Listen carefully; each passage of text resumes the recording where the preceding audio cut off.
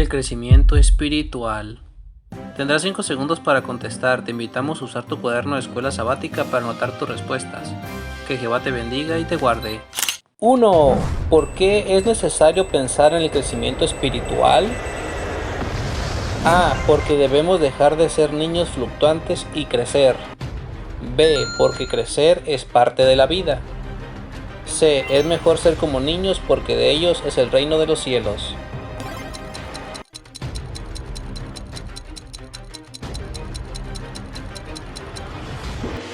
A. Porque debemos dejar de ser niños fluctuantes y crecer. ¡Correcto! 2. ¿Cuáles son los beneficios del crecimiento espiritual? A. Ya no estar en el mundo. B. Dar buenos frutos. C. Dar malos frutos.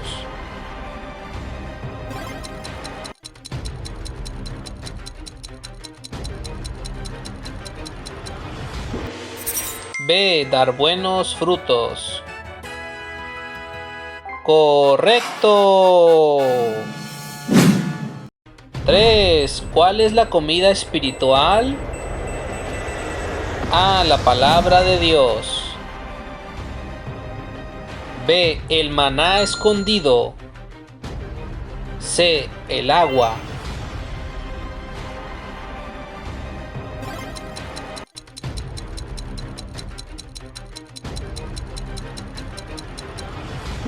A. La palabra de Dios. ¡Correcto! 4. ¿Qué se necesita hacer para que el alimento espiritual sea bien recibido y para que tenga buena digestión? A. Hacer un buen ejercicio. B. Ser como niños en el sentido. C. Dejar toda inmundicia y recibir la palabra ingerida con mansedumbre.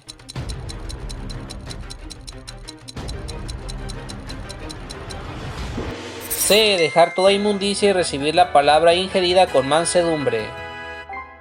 ¡Correcto! 5. ¿Podría existir la anemia espiritual? ¿Cómo sería esta? A. Sí, cuando una persona actúa con prudencia. B. Sí, cuando una persona actúa carnalmente. C. No, es solo algo simbólico.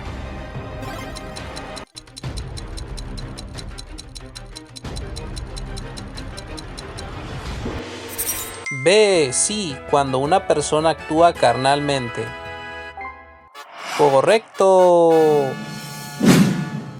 6. ¿Qué aconsejaría el espíritu anémico para restablecerlo en salud? A. Que escuche la palabra de verdad. B. Que escuche a su mejor amigo. C. Que escuche a su conciencia.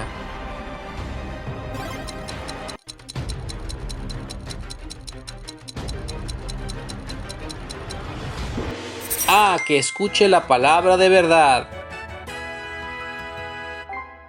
¡Correcto! 7. ¿Qué nos da a entender Pablo con las palabras no ser siempre niños en el espíritu? A. No seáis niños en el sentido significa inocentes. B. No seáis niños en el sentido significa maduros. C. No seáis niños en el sentido significa inmaduros.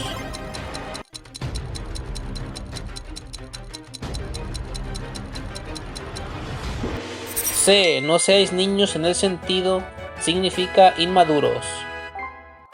¡Correcto! 8. ¿Cómo podemos conciliar lo que dice 1 Corintios 14:20 y Marcos 10:15?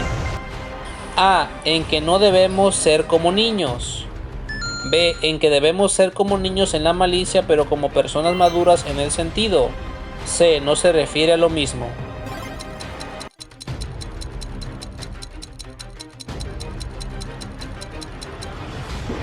B. En que debemos ser como niños en la malicia, pero como personas maduras en el sentido. ¡Correcto! 9. ¿Qué es el ejercicio espiritual? ¿Qué pasa con aquel que no ejercita sus sentidos? A. Es ser tardíos para hablar y lentos para escuchar, se llenan de frutos. B. Es ser solo oidores y se fortalecen. C. Es escuchar y hacer, no disciernen correctamente el bien del mal.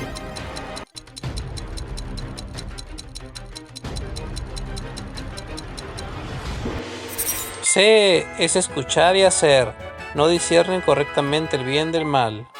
¡Correcto! 10. ¿Cuáles son las enfermedades espirituales? A. El pecado, incredulidad y la rebeldía. B. El pecado, las llagas y las heridas. C. El pecado, las hinchazones y las infecciones.